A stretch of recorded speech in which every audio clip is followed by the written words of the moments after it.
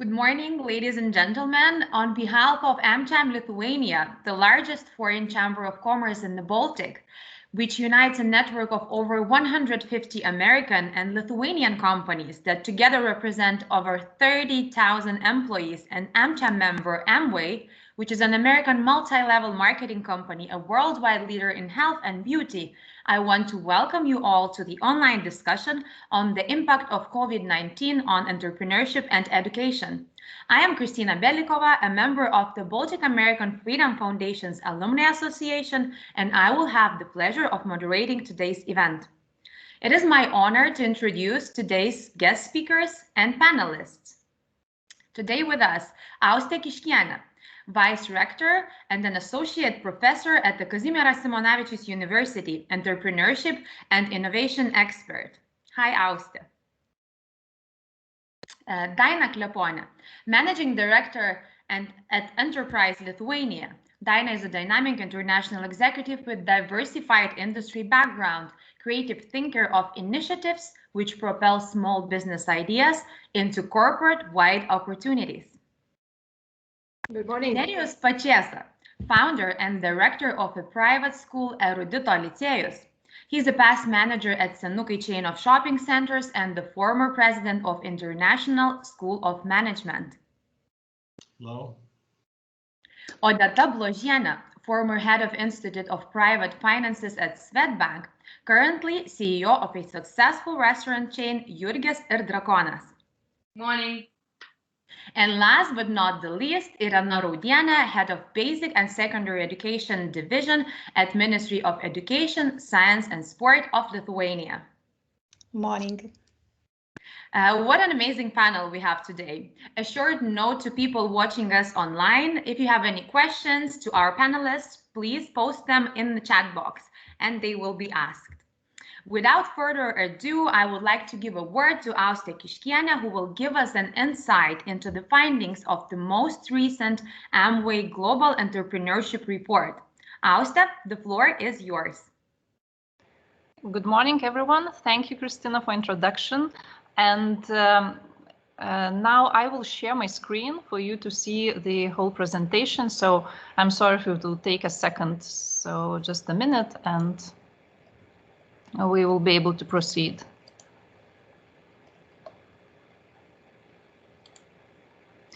So I think you can see my screen, Kristina, if you can nod. Yes, thank you, because I only now see only you in my screen, a little box. So if there will be any troubles with the presentation or any questions, so please just let me know, because I cannot see any other panelists or speakers or those who watch the presentation. So my goal today is to present you the 2020 Amway Global Entrepreneurship Report about Lithuania and the Baltic countries. This report is really interesting this year because it incorporates the data from 2 years. Some of the questions were asked in 2019 and a few questions were added in 2020. So we can have a discussion and comparison between the results of pre-pandemic and a world already in the COVID pandemics. So I think that can be a good theme for discussions and results interpretation. So Amway Global Entrepreneurship Report is a yearly survey which asks questions from different countries about entrepreneurship, about the willingness, desire, and opportunities people see in owning their own business. As I mentioned, this year we have 5 questions that were surveyed in 2019 and 2 questions which were surveyed in 2020 after the first wave of the pandemic. So those questions are: which business opportunities are you most interested in, and which of the following benefits are most desirable to you in starting your own business? This year sample in Lithuania was more than 300 respondents, and the total sample size for Baltic states was around 1,000 respondents. So we will be able to compare those results, compare Lithuania with the Baltic states. In speaking about the whole Europe, there were, I think, 14 countries also surveyed for the whole average of the European results. So we will also be able to compare some of the results there. So let's go to one of the most important question and most interesting one probably is about the desire Lithuanians have in owning their own business, either now or in the future. And as always, you can see that Lithuanians are exceptionally positive towards entrepreneurship. 71% of Lithuanians are interested in owning their own business, and this is a really high number in comparison not only to the average of the Baltic states, but also to the average for Europe and to the global average as well.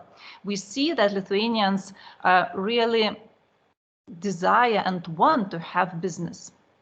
This result during the last 10 years stays around the same numbers. Lithuanians were always exceptionally positive towards entrepreneurship.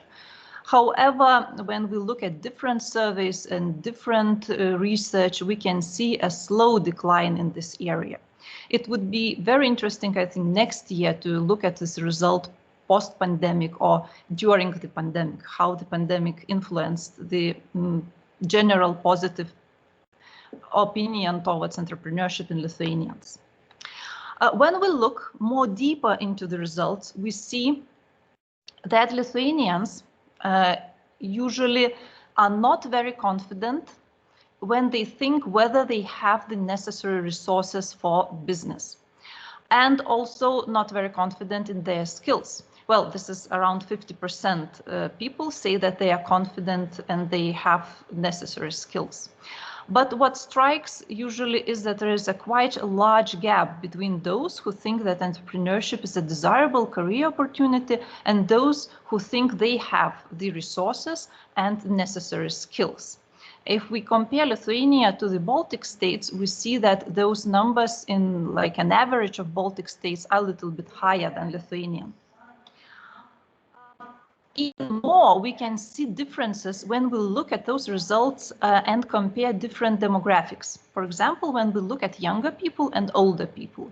So those who are under 35 usually show a much higher desire to have a business. So they are very positive towards entrepreneurship. And as you see in the slide, 86% of under 35s are looking for this opportunity to have their own business. However, 64% of over 35 people think that this is a desirable opportunity. Still, this is a high number. However, the difference is also quite visible. Other issues which can also be a basis for discussion is again how we perceive whether we have necessary skills and necessary resources. So the largest gap is in under 35 group. So younger people have a really huge desire to have business. However, they think that they really do not possess necessary resources, and also they really think that they have problems with the skills. This gap is much smaller in the older population, obviously because the life experience and career choices already made an impact of those people. When we look at the Baltic states, we also see those gaps. However, they seem a little bit lower, but still the trend is the same. You don't see the numbers of the global average. However, global averages usually show this gap as not that large. So basically in Lithuania, we always show this large gap between our skills, resources, and our desire to have business. When we look at the males and females, so here we do not see this year a lot of differences in this area. Males usually feel more confident when it comes to having the skills and resources than females. And we see that here as well. However, the differences are not that significant. In Baltic states, these differences are a little bit larger. And here we see the same trend that women usually feel less confident about their opportunities. This slide is also very interesting and very provoking in terms of discussion, because it shows the comparison between 2019 and 2020 results. So what we see here is this black boxes, black charts shows how our opinion about business interests changed over time and after the first wave of the pandemic which we had. And the interpretation of this result can be, well, very different. However, what I see diminishing interest in many types of businesses. You see that there is a diminishing interest in traditional business, in direct selling, even in e-commerce and freelancing, which might be influenced by the pandemics and the uncertainty in the economic climate. However, what is really interesting is that sharing economy and social influencing is rising and sharing economy is not falling so much. And if you look at the Baltic states results, you see that sharing economy and social influencing show even higher numbers. So my interpretation in this context is that most likely people, they do not lose their entrepreneurial spirit. However, when we face uncertain times, we choose to utilize the resources which we already have. So let's say we have a car, we can drive, we can participate in the car sharing services, or deliver food or other items for people. So basically we utilize what we have, but we are not that much interested in creating something new. What we also can observe the same trends when we look at the differences in age groups. So under 35 people show the growth of their interest in social influencing and sharing economy. We see that the interest in traditional business, direct selling, is declining. E-commerce is also a little bit declining. However, sharing economy is rising. So that's once again, this is the point for discussions, and maybe the pandemics is influencing how we perceive the business. Over 35 people, they also show decline, and they usually basically show decline in every business type, their interest in every business type, except for social influencer, which is rather interesting for me, because all other data show that older people, they are not that much confident in their social networking or their skills or general e-commerce skills. Speaking about males and females, we also see the same trends.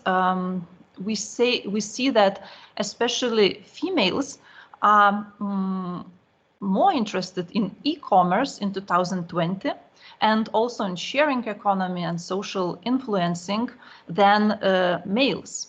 So when we look at the male, we see that their interest is decreasing in every areas except social influencing.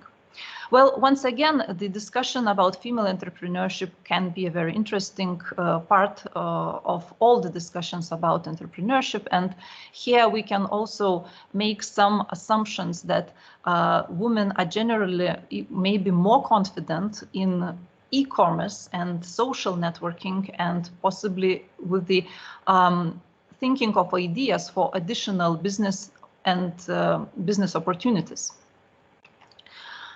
Another question, which is also interesting and which was also compared between these 2 years, is how we perceive the benefit of starting our own businesses. So the top benefits usually are the same across all the countries. So first of all, business provides an opportunity for extra income, which is very important for all people and all age groups. Again, another benefit is that it allows us to work on something that we are passionate about.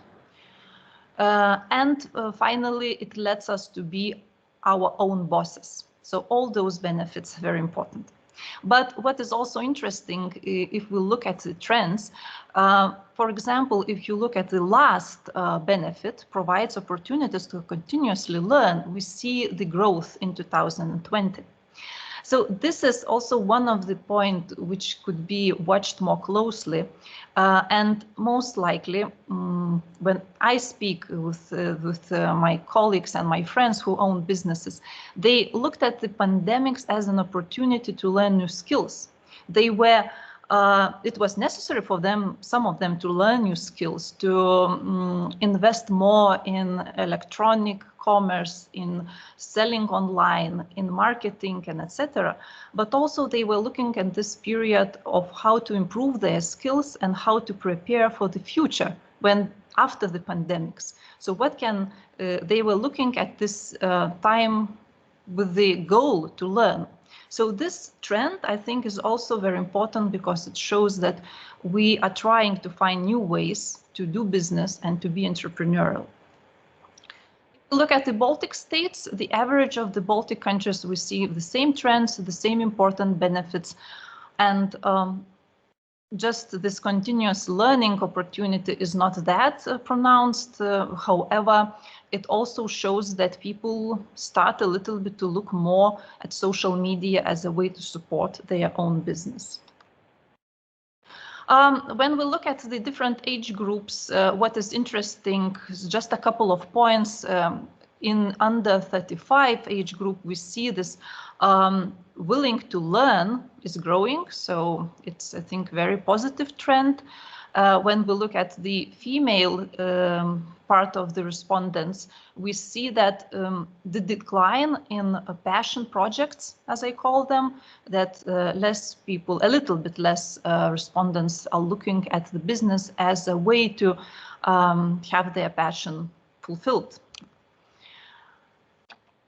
And couple of more questions, which are always important for discussion about entrepreneurship and support for entrepreneurship, are barriers. How we perceive what holds us back from being fully entrepreneurial. So the main barriers in Lithuania always has been, at least for last couple of years, fear of failure and fear of financial consequences. And what we see here from the beginning, the first point is the largest barrier, raising capital needed to start a business. So usually people, they lack knowledge, they lack resources, how to do this. And it's always this important barrier. And also fear of failure and fear of not earning the investment back in the reasonable amount of time. And finally, in the context of current situation with e-commerce, the one question was also asked about social selling. How we are confident in social networking and using the social media to promote our own business. So you see the answers here, and we see that almost half of the respondents think that social media is the best way to sell products and find customers and promote business. However, the same almost half of the respondents think that they don't have a large enough social media network to promote and to leverage that network for their benefit. Slightly less people think that they don't have the skills, and even less that they are not comfortable selling through social media. In the Baltic states, the situation is almost the same fears and the same benefits of social media.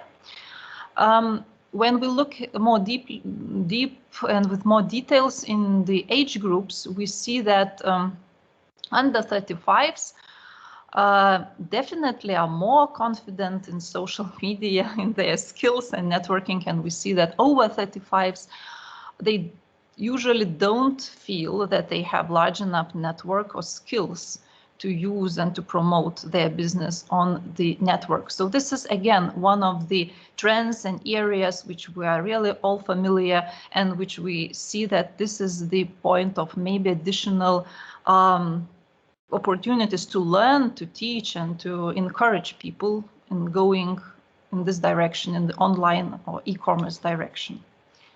In the Baltics, the trends are the same here, and we also see even larger gaps, I think, between the under 35s and over 35s when they think about social media, networking, and business opportunities. So that's it, those main points which I wanted to discuss. And if you have questions or more about different comparisons, so please ask me. Thank you very much for an insightful presentation. I have a follow-up question to you. What are the most striking differences in data comparing this year's report to last year's report? Did the pandemic really shuffle things up, in your opinion? Actually, I was expecting more differences in answers and more larger gaps. However, what I see, what is more striking for me is that this gap between our desire to have business and our confidence and our skills and resources is not narrowing. When we look year after year after year, and when we look like 10 years from now in the past, it's the same. Like, it's not growing, like it's not narrowing. So that is striking, and I'm trying to think of reasons why it is so. Why still we have this large, this huge desire to have business, but we are not confident enough. So is it education? Is it general, cultural or mental questions or other issues? You also mentioned that one of the most common barriers to starting business is the fear of failure. Yes. Is there a way to change that? How can we bring this mindset of there is no success without failure to Lithuania? Yes, this fear of failure, I think, is a huge barrier.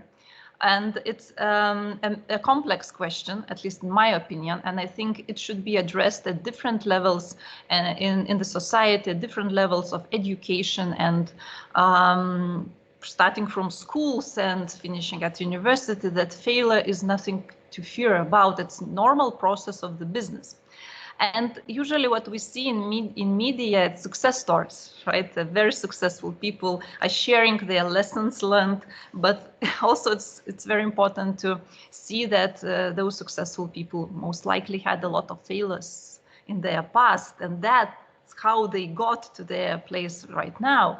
And in the teaching process, I think this is a question of methodology, how to incorporate this failure as a normal process in learning, and also in getting the results and getting what you want.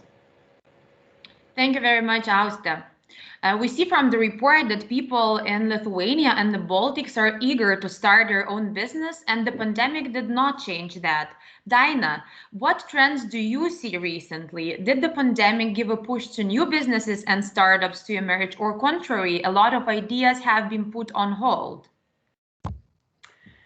Thank you, Christina, and thank you, Auste, for a very interesting presentation. And at Enterprise Lithuania, we are always giving a reference to this research. And personally, me, I'm always advertising Lithuania as a very eager nation and very entrepreneurial nation. And if I remember correctly, we were probably the third in the world or fourth in the world by the share of the people who would like to have their own businesses. But, and vice versa, as you've seen probably from this presentation, we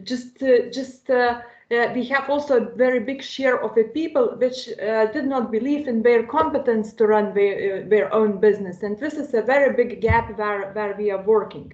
And talking about competences, I would like to talk also about this period of pandemia. And to answer your questions, we see a lot of positive things what happened during the pandemic period, and I will provide you some statistical information as well. But of course, we see a lot of challenges.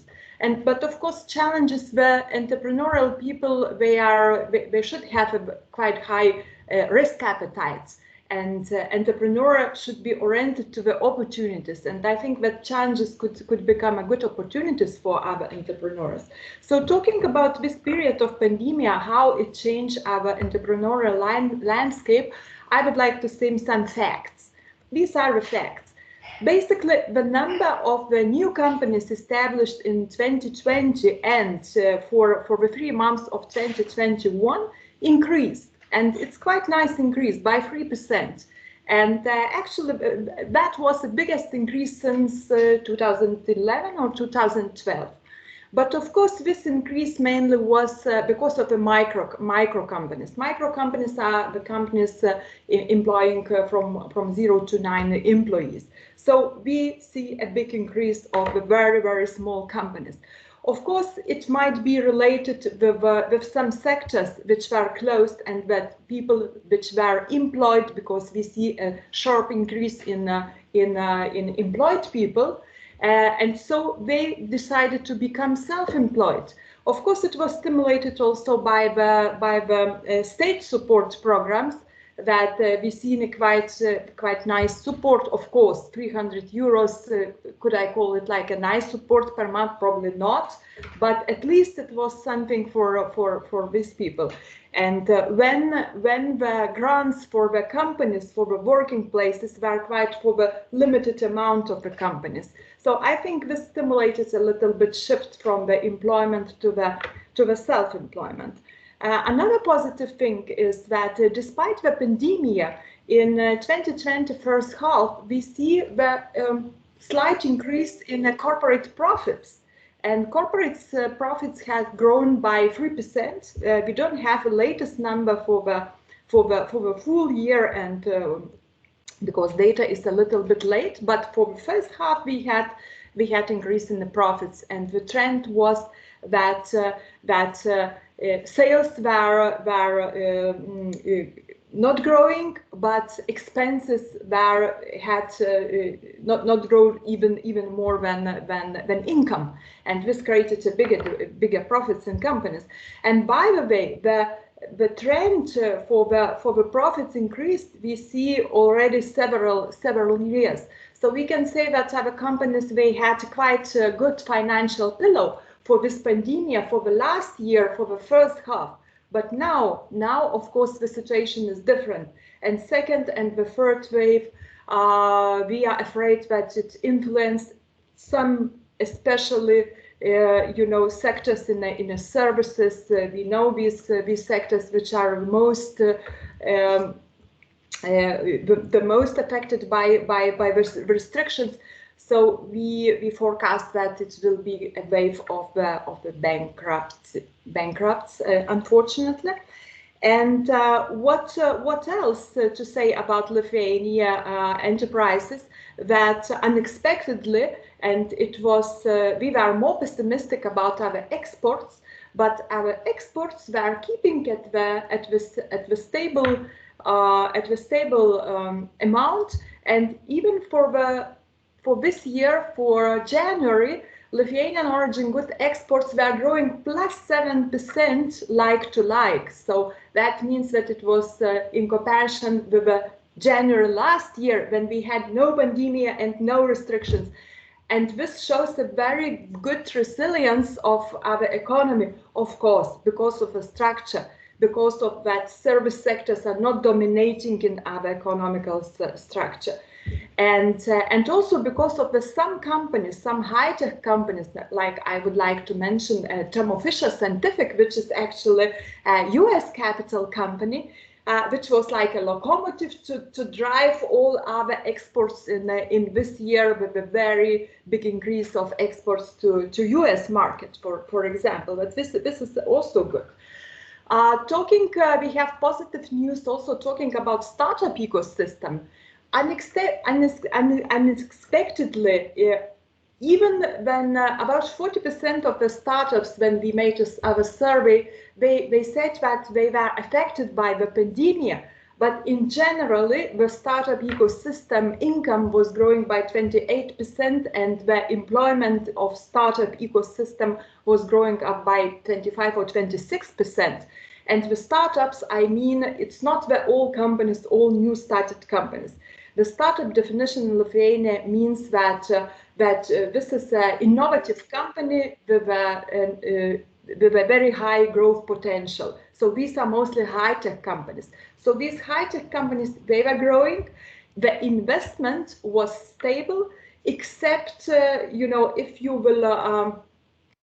will take out the Vinted, which was a huge investment in 2019, over 100 million. If you will take Vinted case out from all the investment portfolio, in 2020, the investment portfolio into Lithuanian startups was almost not even a bit bigger than in 2020.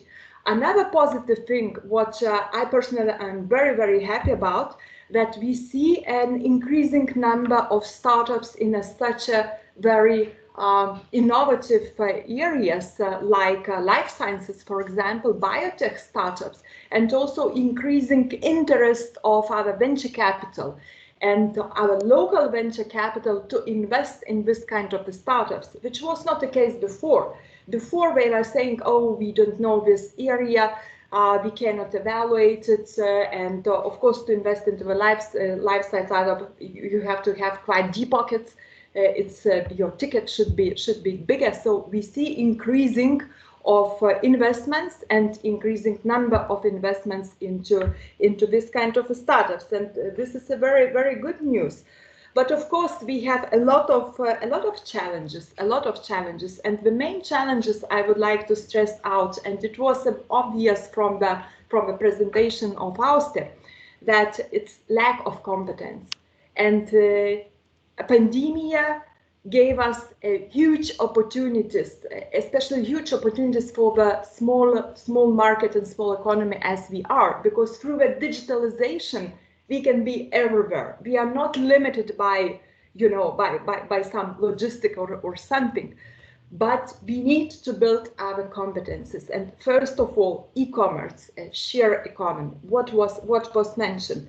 Innovation. Our businesses lack a lot of actually lack in general competence in innovation processes and innovative product creation, the innovation culture building at enterprises. And also sustainability and risk management. A lot of companies, they sensed with their skin that they need a risk management strategies, and they need to assess risk on a constant basis, not only when the risk is happening. Another challenge is what I would call like a soft area. It's of course for the employers. We have to deal with a completely different working culture, with shifting to the remote working places. And for Lithuanians, we have a very low, how to say, what is the right English word, pasitikėjimas, like creditability ratings. We don't trust other employees. We don't trust that they are working at home and not, sitting with a beer, and that was a huge challenge for a lot of businesses, and we will see now how it will change our culture. Maybe we will get more trust in our colleagues, and maybe we will work out different organizational cultures. Also, all life learning. For me, it's very interesting that now, especially in our traditional industries, and especially, like more aged owners and CEOs, they have to learn from the Generation Z, because Generation Z is in technologies. So they have to come down from their glass mountains and to talk with the young people and to learn from them. And this will be also a big challenge, but I'm sorry, I took probably too much time to answer this question.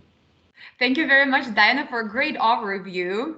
And it looks pretty positive, actually, which is great news for Lithuania. Odeta, I have a question for you. You're representing a business sector that has been heavily affected by the pandemic and the lockdown. What was your strategy to deal with the situation? What solutions did you come up with in order to keep your business alive? Yeah, so like last year was probably the biggest shock in my working experience in general.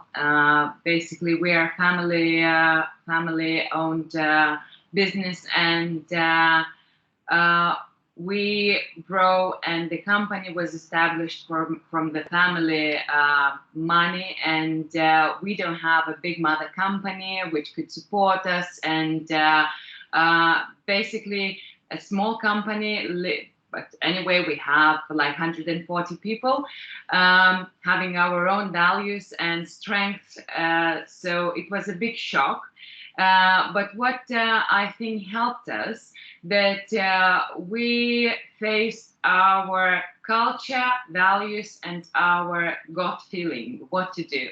Because basically it was easy at that shock period just to close everything down and leave and let your people go.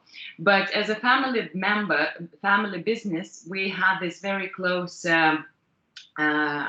family cultures in the restaurants. We know each other by name. We know our employees, their situation, and etc.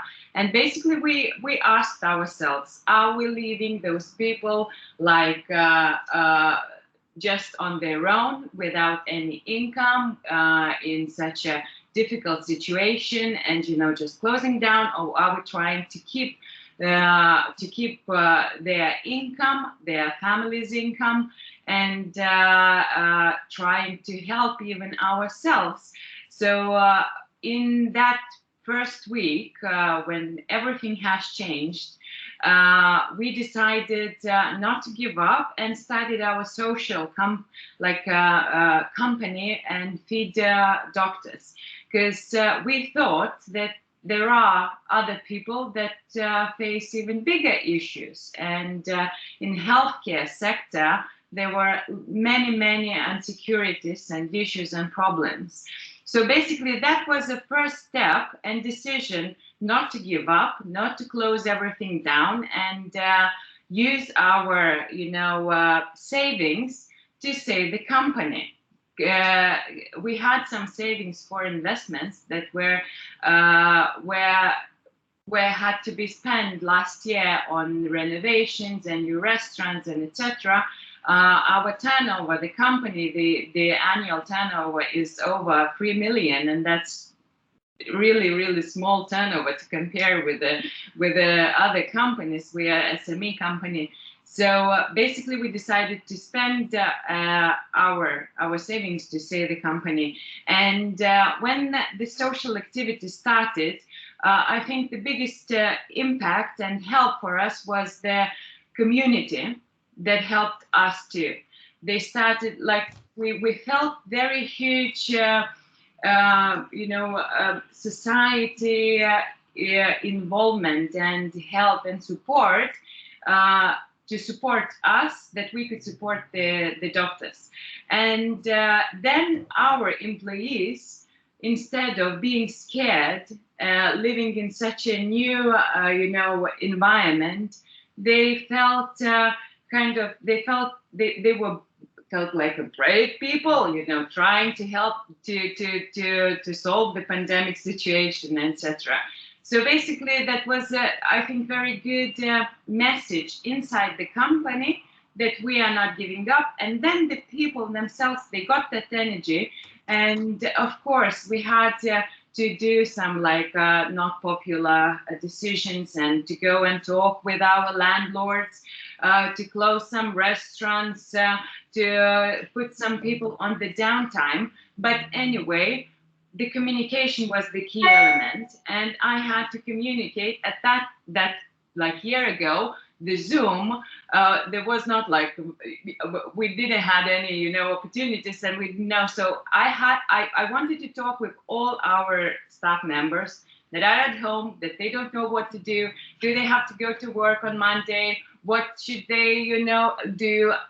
I never, like in the university, I just knew about the downtime.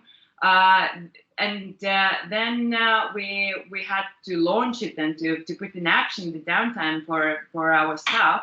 So by using the Facebook Messenger, at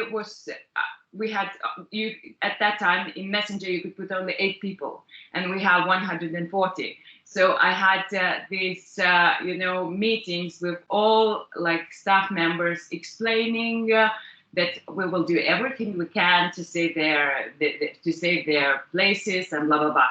So that was really helpful. People, they felt that we care, and so that was strategy, doing the best you can do at that time, because we couldn't get any extra money. We didn't know about what's gonna happen tomorrow. The society expectations towards future was quite negative. The consumption was of the restaurant products was going down, but I think the society itself, they want to help each other. What I saw, that people are really willing to help each other, and when small businesses and enterprises and small, like private, for example, bakeries, they started emailing us and writing and calling. Maybe you can take these bankuchenas to the doctors, or our donuts to the doctors too, and maybe we can give you packaging or the boxes. So that helped us, just to start everything all over. And of course, the future, I see we have quite a big debt for the government now from the taxes. But anyway, I think that the long-term strategy and the best you can do at that time is the key. You can help and save the company, and then have the support, not only from society, but from your staff as well. So that's really important.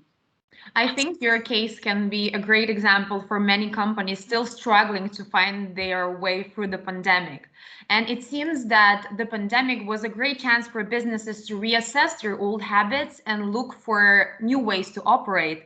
Odeta, do you think businesses will ever come back to the old normal, or the new normal will prevail? What are the main changes? I think there will be changes. For example, in the restaurant business, we don't know if we're gonna ever. I can't imagine to sit so close and to have. Restaurants need more space and better ventilation, etc. Lots of people found the takeaway food. And the growth of the takeaway and delivery food was enormous in Lithuania. So basically, I think this market was, in Lithuania last year was kind of a boom. And but I don't think that we're gonna ever return to the previous situation, especially when it comes to the landlord and the tenant situation. Because now, when the restaurants had big premises and they had to solve problems with landlords for the rent price, discounts, and etc., everybody understood that it's the costs of your premises are so high that you have to change the business model and find some different, ways of working and income, and generating income, not only, relying on the, shopping mall and like big brands. Because basically what we see in Lithuania, what has happened in Europe and States, that more restaurants are willing to have just a kitchen without any customers in the suburbs or in kind of other areas where it is much cheaper rent, smaller premises, less staff, because last year everyone understood these costs can cost you companies bankruptcy even. So I think rethinking and looking for ways to get more from your square meters or reducing your square meters and reducing the fixed costs is the key. And everybody is looking for that and new opportunities and finding new ways of getting closer to the customer. So it seems that the changes are inevitable and we have to be ready for that. Absolutely. Education sector has gone through massive transformation in recent year and was forced to digitalize in no time. Nerijus, what were the solutions that you came up with at Erudito Licėjus during the pandemic to continue providing quality education to your students? Maybe you have some examples of things that worked really well for you. Yeah, so as probably everybody understands, and many of you probably are also part of this process, having kids or even yourself being on some educational programs in other institutions, saw this transformation, which was very fast and definitely it was treated as a temporary solution. And I think it's still in many places probably it is treated as temporary solution, and some hoping that everything will be back on the same pathway as it was before pandemic. But some started to look at it as possibility, as opportunity, and of course we needed fast solutions to adapt to the situation. So first of all, of course.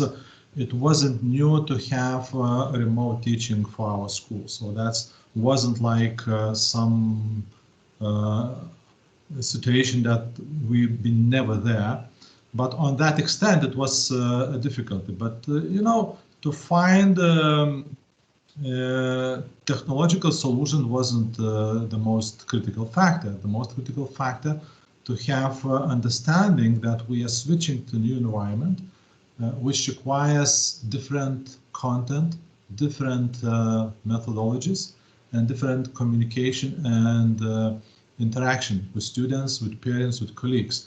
That's most difficult situation because it's not only technological skills transformation, which is also not the big challenge.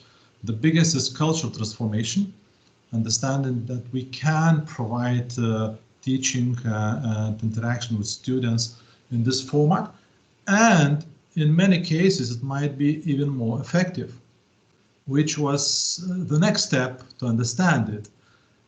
So actually what we realized that first of all, on the student side, we got opportunity to put students into much more self-sufficiency situation, which raises the responsibility, which raises the engagement, which raises the contribution even to the lesson content. If you organize this way, if not, of course, it might cause other problems that students are left alone and they need just to deal with themselves with no help. That's not a good scenario. So the best scenario that it's a new way of interaction between teacher and students. Of course, when we look at the younger students, for them it was very good, shift to rising the technological literacy.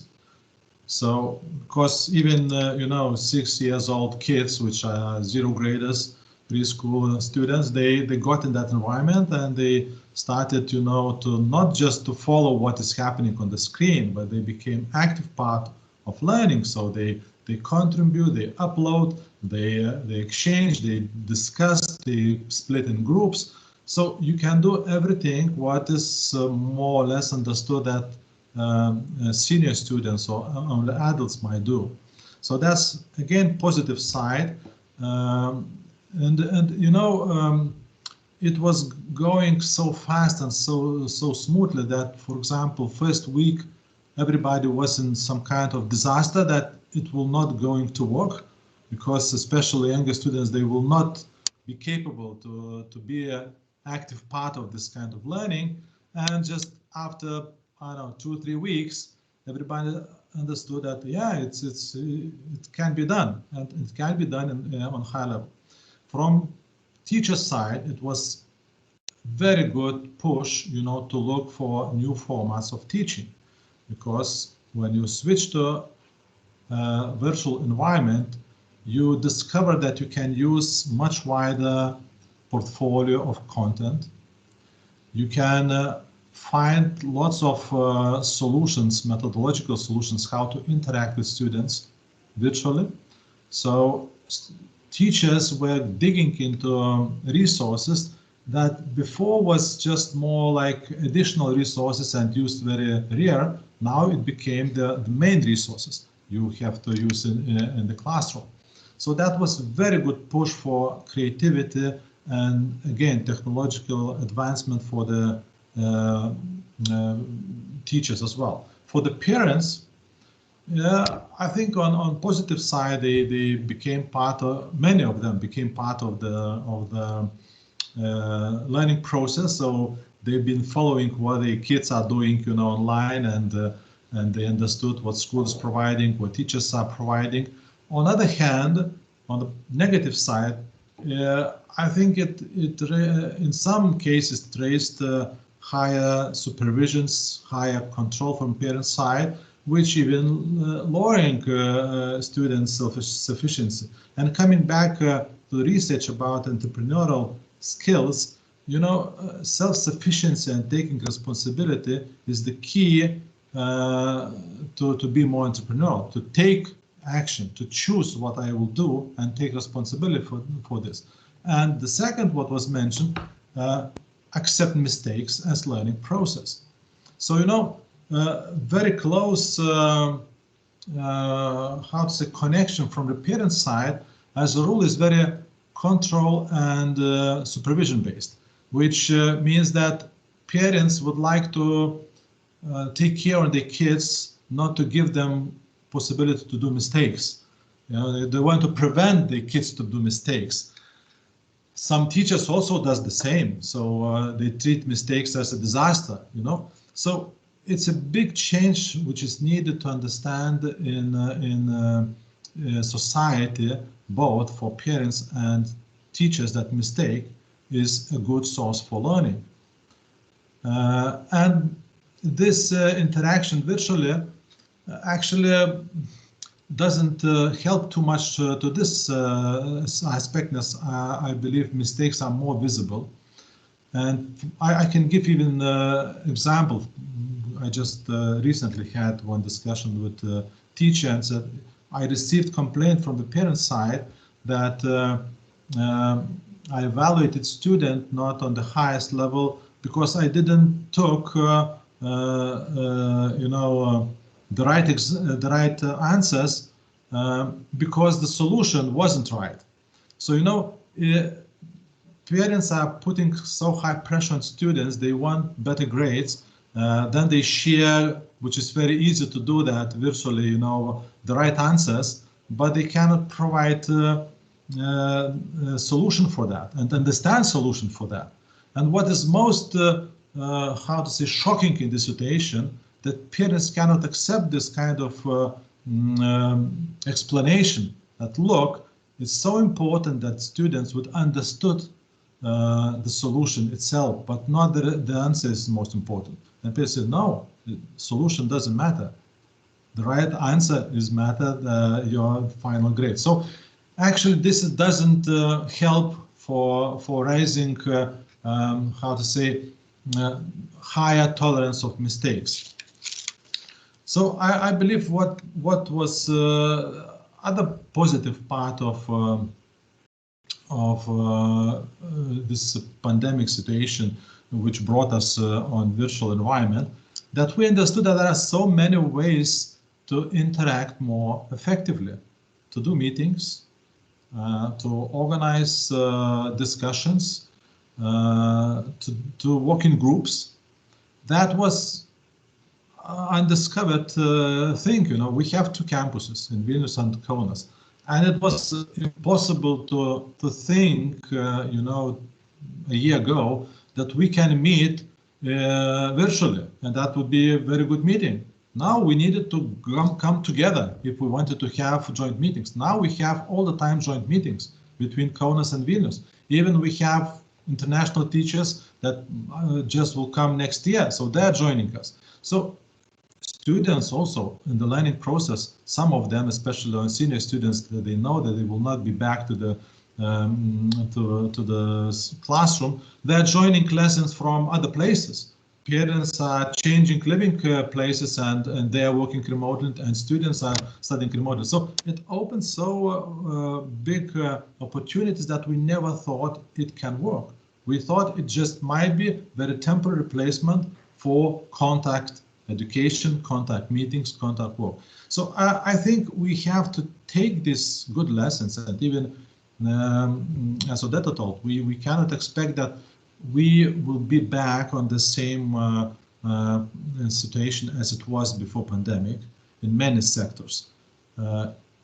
And in education it will be the same. Maybe we'll have blended, maybe we'll have hybrid, maybe we will have other type of learning formats which will require to decrease the presence of students in the classroom, to have less contact, etc., etc. So we learned that remote formats might bring very, very important new opportunities. Universities in the United States are already changing their programs and offering just online formats. Schools are trying different ways of hybrid learning. What are other possible ways to innovate education these days? So, first of all, I think that the best thing what we can really introduce into learning process, help of different educational methodological solutions. So first of all, now we have lots of different content, which really we can upload, we can use it. Of course, most of it is in English, but also Lithuanian content providers, they're also working and provide content. So that means we have much richer content that might be brought into learning process. And we have platforms where students can study self-sufficiently. And some of those platforms provide solutions based on artificial intelligence, which means that I think the new trend which will let us incorporate technological solutions will be better individualized content for the student. So how it works, you take any kind of content, you start dealing with it, and program based on artificial intelligence discover what you are good in and what maybe is more difficult for you, and that's how they change the content offer for you, trying to understand that you are learning these more difficult parts and bring more difficult content on that side where you are good. So it's almost impossible to do that in such fast manner in classroom. Teacher alone, if he or she has 20 or 30 students in the classroom, it's impossible to do this way. And artificial intelligence based solutions will be this help to have as a hybrid learning solutions. I don't think that schools will switch to online education fully in nearest future, but I'm sure that there will be niche schools that will be providing only online solutions, and they might be quite successful. So there will be a very nice and good changes which will change our understanding of learning and will change competition landscape for the education partners. This sounds very exciting. Now I want to go back to school and have artificial intelligence virtual assistant guiding me through. That would be a whole new experience. By now, it is pretty clear to everyone that the education will not come back to the old normal in the nearest future. Thus, governments will have to come up with strategies on how to operate in these changed circumstances. Irena, what is the strategy of Lithuania in this regard? Is there a plan on how the education will be organized in our country in the nearest future? Hello, and yeah, we have just heard the good example of one school, how they managed to transform their regular practices. And of course, I will talk on behalf of the public education sector. And naturally, I cannot say that it is so positive as we have just heard. And COVID-19, it has created the disruption of education system across the world, and Lithuania is not an exception. All kids have been affected by school closure, especially in terms of missed opportunities to be together, to play together, to learn together. And it goes without saying that not only academic learning has suffered, but social, emotional, and physical health, both of students and teachers, has been affected badly during the pandemic. The learning losses for some vulnerable groups like special needs students and poor children that live in poor families are even bigger, and because the system was not ready to address the challenges in such a short time, to reorient teaching and all the learning support to remote learning. But on the other hand, we noticed the considerable changes during the second wave, if compared to the first wave in spring 2020. Lots of schools have managed to transform their daily practices to meet the challenges of remote learning. Teachers and students' digital skills have improved. We saw the dramatic increase in the use of digital learning resources.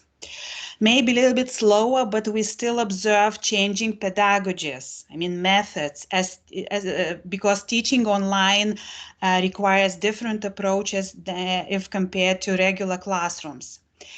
So, of course, it takes time to reorient all these things, but I think in this situation, apart from learning losses that we will be working on in the years in order to compensate them, we should also put some efforts in sustaining the learning gains and to develop them further. As we have heard from the example, we see a lot of changes happening now in education system. So we have to make all possible, to put all possible efforts in order to sustain them and to use them in order to provide quality education for all children. So as to the government, in the plans of current new government, we also have a lot of measures, projects that are dedicated to improve the digitalization, to facilitate digital transformation. And as regards education, we have already now working on the joint project with the EdTech community in order to create a network of school and a platform for all these startups to come to schools, to test their products, and to just contribute to the development of innovation culture in schools, which is very important. So we have lots of initiatives that are at the very beginning. They will roll out soon. So I hope we will find support in both in schools as well as in business sector, in all the businesses, and we'll work together to improve the education system together. So that's probably it. What I can say at this point. It is indeed a brilliant idea to bring startups to school and to offer them an opportunity to solve the problems that are currently there, because they often have the solutions, but they do not come to the point where they need to come, right? The digital changes brought to the education sector in last year exposed that a large part of the population of teachers in Lithuania is not digitally literate, and going online for them was a great challenge. Is there a plan on how to tackle this problem?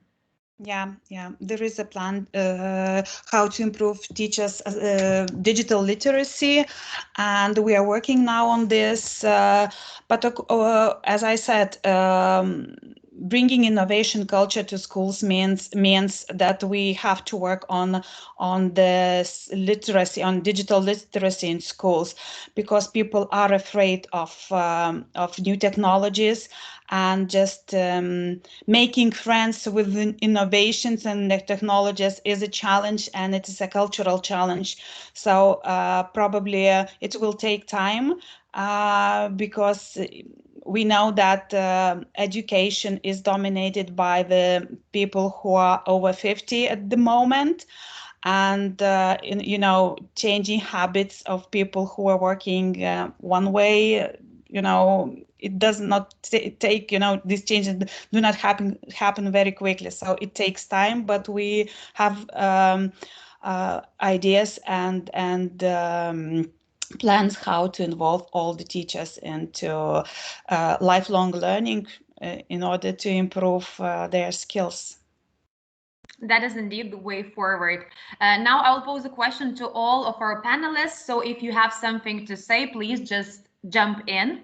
The pandemic has challenged our traditional ways to work and learn, as we have discussed, and these changes lead to demand of new skills and competences in the workplace. What are the competences and skills that will be the most needed in the coming years, in your opinion? Anyone wants to jump in and answer the question?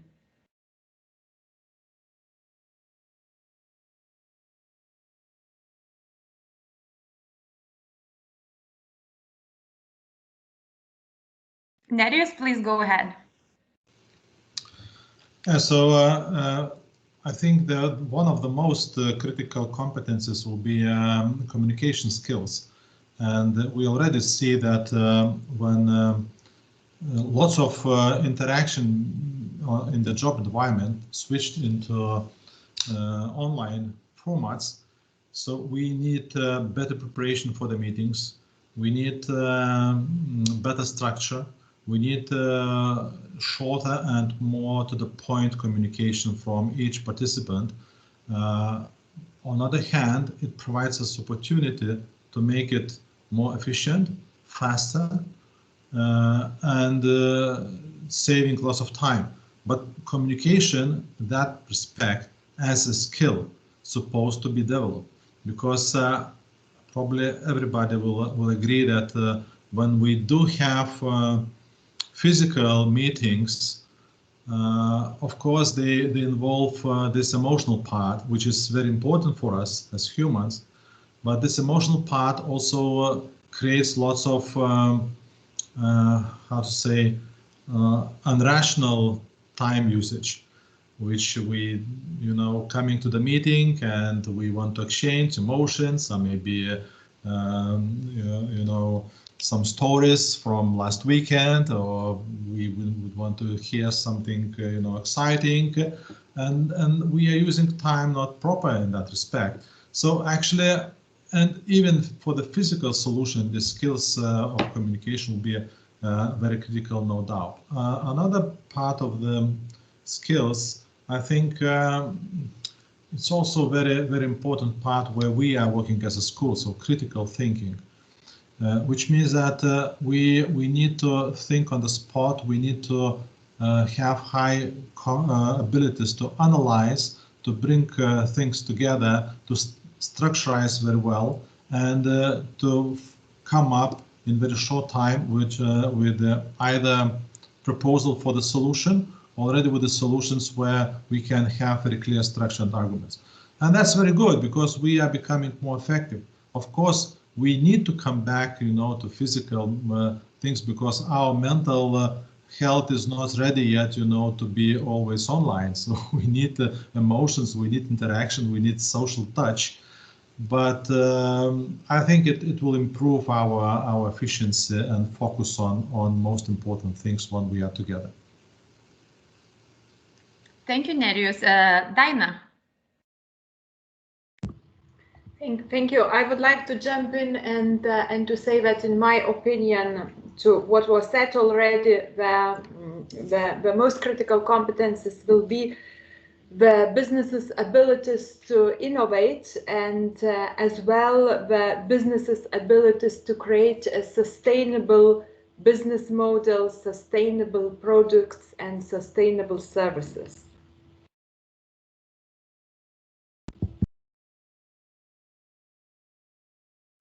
We always talk of the pandemic as a challenge and the problem, but if we would look at it at this situation from another perspective, what are the new and unexplored opportunities that it has brought? Do you see any?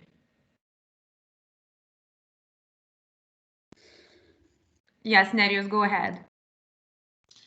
So we touched already a little bit on our previous discussion that, of course, it opened very much all the markets, and actually not does it mean that it wasn't this opportunity before, but it opened our minds that we can do things online, we can do businesses online, and we can be very successful if we understand how it's supposed to be done, how to manage, digital solutions, how to market yourself well, how to approach different markets, how to enter those markets. So it opened our thinking towards that, because still many businesses were very local based. Of course, it's not so easy to do for businesses that focused on services that are dedicated to local markets, like, for example, all those businesses in HoReCa sector, or in the hotel or restaurant sector. So that's not so easy to do that, definitely. But for many other businesses, and we have already so many successful examples, that we overstepped our local mindset and we stepped into worldwide markets. In the context of COVID, we often talk of a new normal. What would you say will be the new things that came into our lives during the pandemic and will stay with us forever? Is it only endless Zoom meetings or maybe something else? Odeta, maybe you have something to comment on this. Well, I think what we definitely learned, so like FaceTime calls that we never used before, and solving problems, not gathering together, but online, just connecting, and everything became much closer, and sometimes, on one hand, easier, faster to solve, on the other hand, more difficult communication. So basically, finding the best communication channels and ways, that's a thing what we learned, and I think will take over, and communication channel in general changed. Less emails, more video meetings, and but I don't think that it's going to change in general the meetings, the live meetings that that everybody wants to return to. Any more comments on that? Irena, maybe you have something to add. Yeah, maybe I'd like to come back to your first question about the skills that are necessary, if you do not mind, and just referring to the survey that was presented at the beginning of this gathering. And I remember that fear of failure and from the educational perspective is very important, because it, the same as Nerju said, the fear of mistake in school is an obstacle for us to develop our creativity. And as a person from the education field, I feel that we have to work on that, and developing social emotional skills, developing creativity in students is an important asset of our future education, and we have to work a lot on this. And again, I think this is a part of culture, part of changing culture. And all these examples in schools, when grading, when pressure from parents on about the grades, it does not contribute to the development of creativity and development of students' capacities to make decisions, dare to be different, not to be afraid of taking risks. So these are the things that I think the education should focus on the future as well. Austa, I saw you nodding. Maybe you would like to add something on this.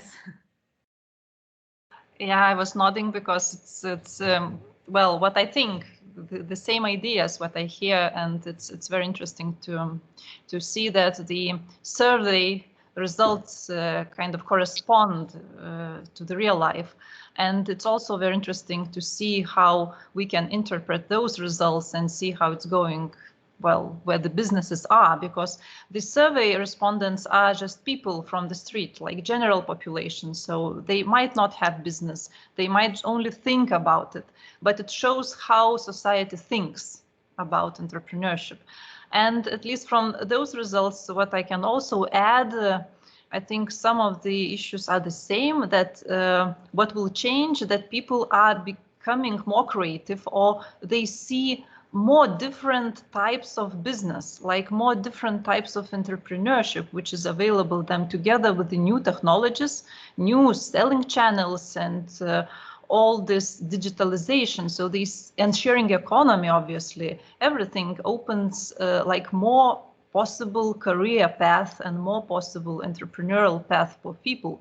And not all those paths should be, very high growth startups. Some of them are like necessity entrepreneurship, which at least I think I can interpret like sharing economy. It might be the necessity driven entrepreneurship, because people just think that they need to add something to their income, or they need to leverage the diminishing income because of the COVID or because of the business sector they were in before.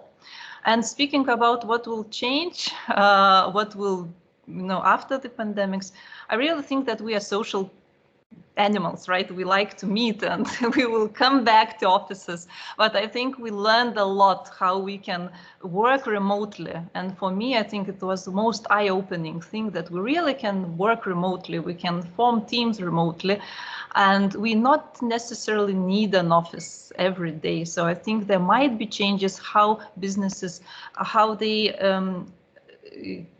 plan for their expenses. Maybe renting an office for every day is not necessary. So I think that will change. And the final thing is that what I see from the survey and from my colleagues and friends, that people are looking how they can deliver different content. Like not only go online, but also what different products and services they can offer. So basically, it's not only simple digitalization. I think someone also said this during your remarks, but it's also thinking how we can change what we are doing that would be more, say, relatable to people, and that they can find more clients for that product. Thank you, Austa. I think those were great closing remarks. I would like to thank all the panelists for a brilliant discussion, for sharing your insights and throwing some optimism in. I wish you all to have a great day and hope to see you in other AmCham events very soon. Thank Bye. you. Bye. Bye. Thank you. Bye.